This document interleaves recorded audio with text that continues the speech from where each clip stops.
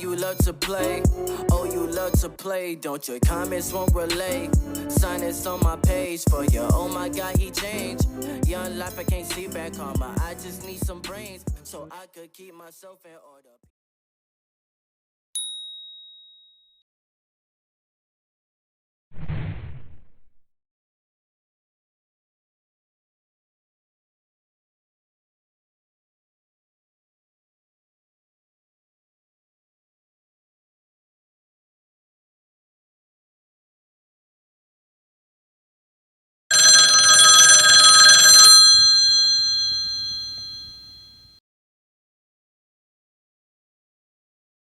He got problems, she got problems. Only I got 411 problems. Hey, hi, what's up, y'all? It's time for another story time. So, yeah. Tell him to get off the bus. Get off the bus. Get off the bus, little buddy. Okay. Again, as a parent, auntie, uncle, stepmama, what y'all call them now? Bonus parent. There is never a dull moment when you have kids. There's never a dull moment when you have fur babies. There's never a dull moment when you have nieces and nephews. There's never a dull moment with kids, period. Right?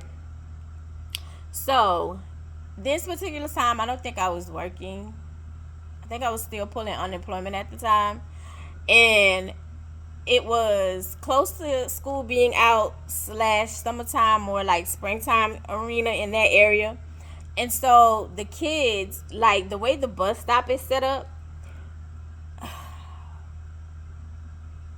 anyway, like the bus stop, the way from our condo, like the bus stop wasn't that far, like tight. He had to cross over two streets. He did have to cross over two streets, meaning like, because remember I told y'all like in the monster effect and that story time.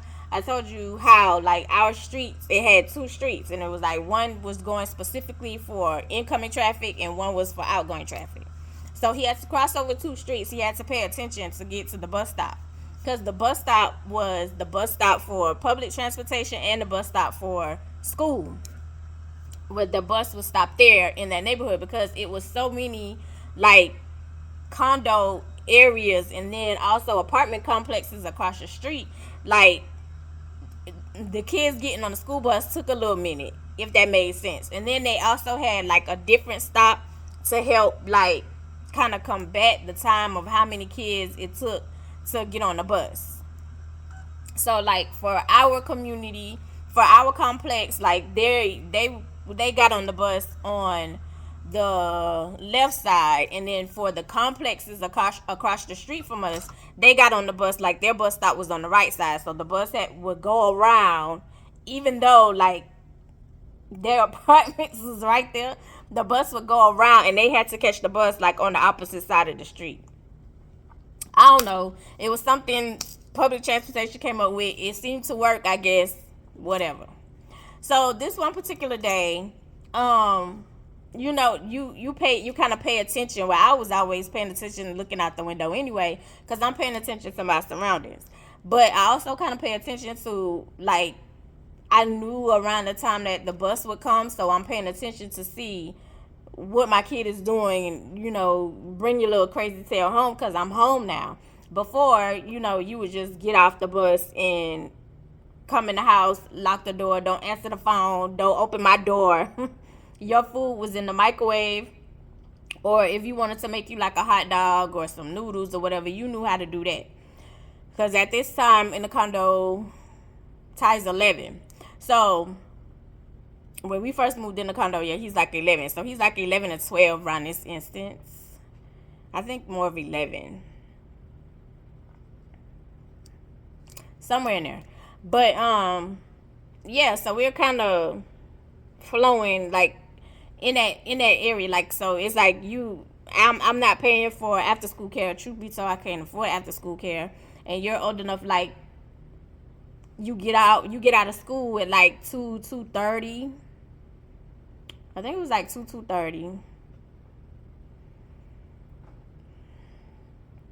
Or you might have got home at 3 o'clock, no later than 3 o'clock, 3:30, and I get off I get off work at 4, so you're home like a good hour and a half, no more than 2 hours. Because once I get off work, like, I'm calling you to make sure like everything is okay and you haven't answered the phone. Like, you knew to answer the phone for me, but yeah. Anyway, so Ty has always said, like, even now, like, just regular conversations, he would be like, y'all, you have no idea of how bad I got bullied and how people picked on me because I'm short. Because Ty is short. Hence, I'm short. And his dad is not that tall either. I think his dad is maybe like 5'1", maybe 5'2", if that.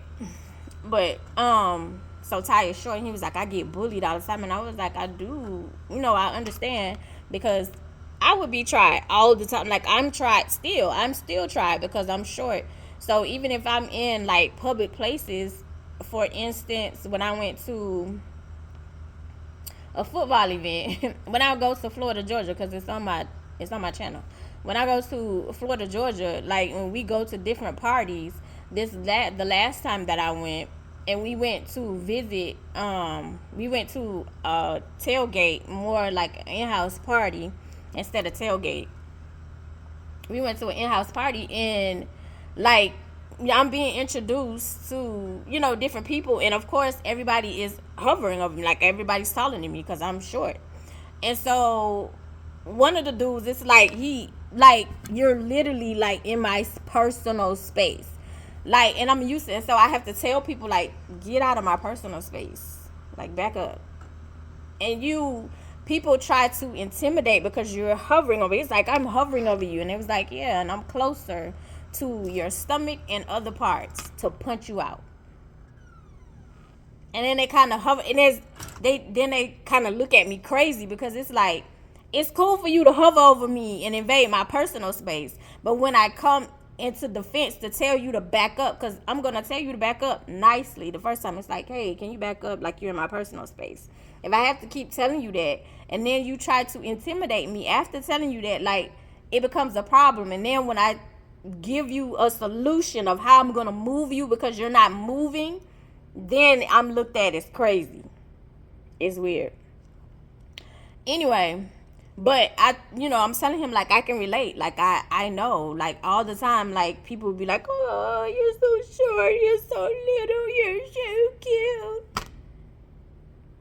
Okay. Or I'll have people be like, you don't be mad, you're not mad that you're short, or you don't, you wish you were taller. No, I love me for me. And a lot of times people don't know what to do with that, because a lot of the times, like, people want to throw and pile on their insecurities on you, which is what I tell someone. I was like, most of the time when people are continually bullying you is because you give them a response. You give them the response that they're looking for. If you outsmart them, or if you say some stuff back, then they'll stop. So this particular day, like, the kids are getting off the bus, and I'm looking out the window, and I can see, like, there's a fight. Like, of course, once there's a fight, kids crowd around, so I can see, like, there's a fight, and you can see, like, a little tussle, and then you see this one kid swinging this kid around, literally like a rag doll, just swinging the kid around. And then you see a man get out of his car, like, he parks on the side, he get out of his car, and he breaks up the fight, and he tell one of the kids to go this way. And I was like, the little kid that's being swung around like a rag doll, that looked like my kid. So I go downstairs, like, to make sure, like, is that my kid? Like, I want to make sure, like, I'm looking at it correctly. So I go downstairs to make sure, like, I'm getting the right look, because that looked like my kid that's being slung around. Why you fighting? Why you losing? But why you fighting? Hold on. So I go downstairs, and as I'm going downstairs, like, the kids, are dispersing and going to their places where they're supposed to be. And you walk up, and so as I'm walking up, like, you kind of got your head down, and then I can hear the little boy that you was fighting talking junk, like, you talking mad junk, right? And so the little girl said, well, his mama right there, and he was like, I've been wanting to dig in that little ass. I've been wanting to dig in that little ninja ass. Like, I've been wanting to get him. He be talking all that noise. So I'm the type of parent where it's like, I know when I'm not around, you're a different person. Because I was a different person when my mama wasn't around. If I can get away with it, I'm going to try it. And if you sit here saying, that was never me, you're a liar. Anyway, so it's like, I don't know the person at school when I'm not there, if that makes sense, right? So I'm looking at Tyler, like Tyler kind of got his head down. I was like, go in the house. And so I didn't say nothing to the little boy because I want to get your side. Even though with all the toxic, turbulent mischief going back and forth with teachers on almost every month, at every school, Tyler would say, like, you never have my side, you never listen to me. And even though I give him multiple opportunities to tell me what happened and what's going on, and you lie to me, and I'm walking in thinking I'm going to tell people off, and the whole time, like, you got me looking stupid. Anyway, so I was like, going to the house. So we get in the house, and I was like, what happened? What's going on? And so he was like, I don't know. He just started picking on me. He just started picking on me all of a sudden. He started picking on me out of the blue. And so I was like, so you haven't said nothing to this boy. You haven't talked about this boy. You haven't bullied this boy. You haven't made jokes. You haven't did absolutely nothing to this boy. It's just all of a sudden he started picking on you out the blue. And so he was like, yeah, like he does that. Like he just go around bullying people. Like he pick a person and he bullied them. He was like, and so I guess this is my day or my week, right?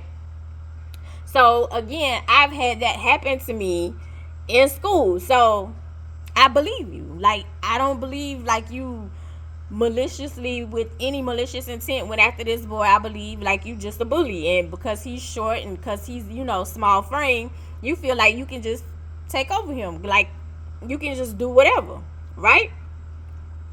So I was like, okay, I'll handle it. So Ty says, no, don't handle it. I got it. Leave it alone. I got it. I'll handle it. Leave it alone. Now, a lot of times Ty don't like me to show up because he knows his mama. He knows his mama, and he knows my attitude. Like, I don't care. Again, I don't care how tall you are. I don't care how big you are. I don't care what color you are. I don't care how old you think you are. Much, whatever years above me. I'm coming. I'm coming. It's not going to be no easy fight. Right? So, he was like, I got it. So I left it alone. Like, I'm not going into detail. I'm not bragging. I'm not dragging it out. I'm not continuing asking you questions. That's just not me. When you say you got it, right? So lo and behold, like the next morning, like you go outside, you're normal. You go outside, you're normal. You come in, curfew, you on time. You take your bath, you eat, you go to bed. Wake up the next morning to get ready to go to school. And if I'm not mistaken, this was the same morning that the little boy came and rang the doorbell. I think this was the same morning that this little boy rang the doorbell. And I promise you, this little boy looked like a grown-ass man. He looked like a grown-ass man. And he had a stuffed animal on his shoulders, like holding on his shoulders. But this little boy did not look like he was in middle school. I promise you, he looked like he was like 30. He was tall for his age, and I think he rang the doorbell. I think this was the same morning. Maybe it wasn't. I'm unsure. But I do know it was like Ty was like, "Okay, Ma, I'll see you later." And so when he left, I went in the living room, like I'm,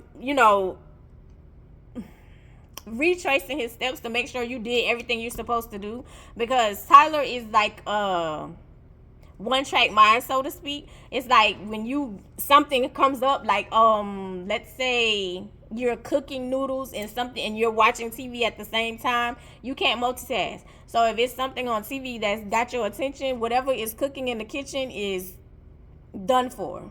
So you not paying attention, it's burning up, and you not literally gonna notice it or remember anything about it until the smoke alarm is going off. So when you're in the kitchen, TV is off because you can't pay attention, or whatever, like somebody coming to the door, whatever you were supposed to do, chores, schoolwork, getting your stuff together, you out of there. You don't care. One track mind, I'm out, I'm gone, right? So it's like let me go check behind you, shut down the house, and then come back to my bed. Because again, I'm off. Well, not necessarily off. I don't know if I was off or I was out of work. It was one of them. I think I was out of work. But I'm pulling unemployment, so I'm home. But it's like, let me shut down my situation. Like, let me shut down to get comfortable, so to speak. So I go into look in your room and it's stuff all over the place. But I don't care about that because you have to clean your room when you get home. Like, once you get home, you can't go out after your homework is checked and done. You can't go out unless your room is clean. You can't go to bed unless your room is clean. So either way, the room is gonna get clean. So I don't care about like the room not being like straightened or whatever. So go walk down, look in the living room. There's nothing in the living room. Go into the kitchen, and in the kitchen, like, there's cabinets at the bottom, like where he would make his lunch, because he took lunch every day. So where like the chips and the fruit snacks and stuff was, that cabinet was open, and it was like this a bunch of dirt in the kitchen. It was almost mud, and I was like, ugh. And I went to start to clean it up, and I was like, wait a minute, you're home, so if he missed the bus, you can take him to school. He need to come clean this up, right? And this also gives me the opportunity to confront this little boy. So I go and I was like, okay, let me put on. So I put on some jeans and I put on a t-shirt. I put on some sneakers and I put on a bandana. Because at the time, like, I didn't have no braids or nothing, but my hair was kind of short. But I put on a bandana. So I'm walking outside. And as I'm walking outside, like, I'm walking towards the bus stop. So I'm walking towards the bus stop. And the bus, as I'm walking towards the bus stop, the bus is pulling up. Like, literally, it was like perfect timing. So literally, when I say perfect timing, perfect timing. It's literally, I'm walking up, bus is pulling in. So I let the kids get on the bus, and then I walk on the bus, and I go to the bus driver, and I said, where the little bully at? Where he at? So the bus driver was like, over there. When I tell y'all, in unison, the whole bus was like, they pointed, because remember I told you in the beginning, like, the different complexes, like, they had to be on the opposite side for the bus stop to pick them up. They're all riding the same bus, but there's a bus stop on the left and there's a bus stop on the right. So he was at the bus stop on the right, even though they're all riding the same bus. Like, they make them get on at separate times. I don't know. But anyway, so Ty was already on the bus, and so literally when he saw me, he was like his face, and I know in his mind he was going, oh no. Yep. Now, in all actuality, I wasn't even coming out there for that. I was coming out there to make him come clean up. But since I'm out here, why not? Why not? Because how I'm thinking about it is, I don't even beat on my kid. So I'm not about to let you beat on my kid just for no reason, because I don't beat on him for just no reason. So what we not about to do is have you beating on my kid, because truth be told, a lot of the times, y'all be getting bullied and don't say nothing to y'all parents when y'all parents can shut stuff down. Real talk. Because you can find out where that stuff is coming from. Because nine times out of 10, the bully is going through some stuff from either the parents or somebody else. And so you feel like you can, it kind of just trickle down. So, baby, we about to handle this situation. Or either their parent have no clue. And they can just nip it in the bud. Right? So I was like, oh, okay. So I walk across. Lying. The bus driver was like, don't worry. He was like, stay right there, I'm gonna take you. No. I walked across. So I walked across, because the bus driver was like, you, and I was like, you get off the bus. So I made Ty get off the bus. I'm gonna take you to school. Get off the bus. Because I want all your little friends to see who I don't care how short I am. Your mama with all the shits.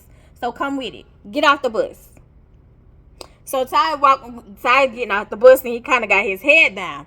And the kids are, Ty get off the bus. So we walk over to the bus stop, and he with his little crew. I said, where the bully at? Which one of y'all the bully? So he was like, that's me. I said, so I hear you got an issue with my kid. You got an issue with my kid to the point where you beating on my kid. I said, so what did my kid do to you? Because I said, if he did some stuff to you, then I can handle my kid. What did he do to you for you to be hitting my kid? What did he do? I said, oh, you can't talk? I said, better yet, where your mama at? So all his little homies who be hyping him up, they behind him now laughing. And this is what I keep telling Ty. And I was like, you got to be real careful of the people who hype you up to do stuff. Because 9 times out of 10, when they hyping you up to do it, they not going to do that stuff. Or they going to flip on you, right? So I'm like, wait, where your mama at? So he was like, I was like, oh, you ain't got nothing to say? I said, because again, what you not going to do is beat on my kid. I said, so since you got an issue, you gonna beat on me? I said, matter of fact, or have your mama come out here, me and your mama can settle it. Do your mama know what's going on? And I was like, because I don't really need to be talking to you, where your mama at? And I said, so when the bus get here in the afternoon, once you get home, you go get your mama and have your mama meet me out here so we can find out what the problem is and why you hitting on my kid. I said, because again, I'm gonna ask you, what is he doing to you that you need to be beating on him?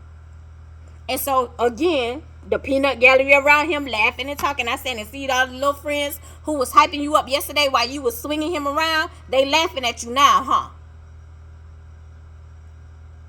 I said, so again, I'm gonna ask you, what is he doing to you? He ain't do nothing to me. I said, so what's gonna happen is you not gonna touch my kid no more. Do you understand? Oh, all right. I say, oh, either you touch my kid and just bring your mama out here, me and your mama can handle it. One way or another, love. One way or another. So I told Ty, and I was like, you getting on the bus or you coming with me? I can't remember if Ty came with me or not. I think he got on the bus. But anyway, like, that was the end of that with the bully type situation. So I think in the same week I had to go to like Ty's school. And so he had this Jamaican teacher. And so I don't even remember the class, what class it was. It wasn't social studies. I think it was math. Unsure, but the teacher had asked me to come to class. So I came to class, and the little bully was in the same class. And so while I'm standing like I'm listening, all the other kids are quiet and silent. And of course, Tyler is quiet and silent because I'm in the class. But the little boy, like, he was, talking a little bit, and the teacher told him to leave. So literally, after class, the teacher, was asking me, he was like, why does your son dumb himself down? He was like, he's so smart, I don't understand. He should, like, he surpassed everybody in here. Why does he dumb himself down? And I was like, I don't know. Your guess is good as mine, because he's always done that. I do not know. Years later, of course, after school, he told me, he was like, being smart, you get bullied. Being, like, having confidence, you get bullied. And it's like, no, those people were targeting you because you intimidated them and you allowed them to take over. Anyway, but yeah, so literally like 1 or 2 weeks later, oh no, I didn't go outside the same day. I was looking out the window to see if he brought his mama. After he got off the bus, I was waiting to see if he brought his mama. She never showed up because I was looking out the window waiting. She never showed up. So weeks later, I asked her, and I was like, hey, where that little boy at? Because you haven't had any issues. You haven't said nothing. Like, is he still bullying you? Has he said something? Has his mama showed up? Like, I'm waiting to hear, like, the mama saying, like, who talked to my child, et cetera, et cetera. Like, I'm waiting to hear something. So Ty was like, I haven't even seen the dude. I don't even know where he went. It was like he just disappeared. I was like, well, did the bullying stop? He was like, yeah. A lot of times y'all can squash a lot of situations if you just tell your parents. I know y'all be like, oh, that's just going to make it worse. Well, 9 times out of 10, like, hey, if you done hit the school up and the school ain't doing nothing, baby, that's when I step in. And when I step in, I'm talking to your parents. And if your parents not doing nothing, baby, that means we need to take it a little further. We need to go on to the police station because we need to start putting papers on you because, sweetheart, it's a problem. Because you're not going to be hitting my kid and I ain't hitting my kid. That's the problem. That's the issue. And I still got this scar. Who? Yeah. Anyway, but yeah. That is the story time of tell him to get out the bus. Tell him to get out the bus, baby. Where he at? Tell him to get out the bus. Where he at? I don't, one thing's for certain, 2 things for sure, love. I don't play by the few things. That would be my peace, my money, my kid, and my food. Don't play with me. I love you the most because you're definitely the dopest in real life. And I'll see you in the next one.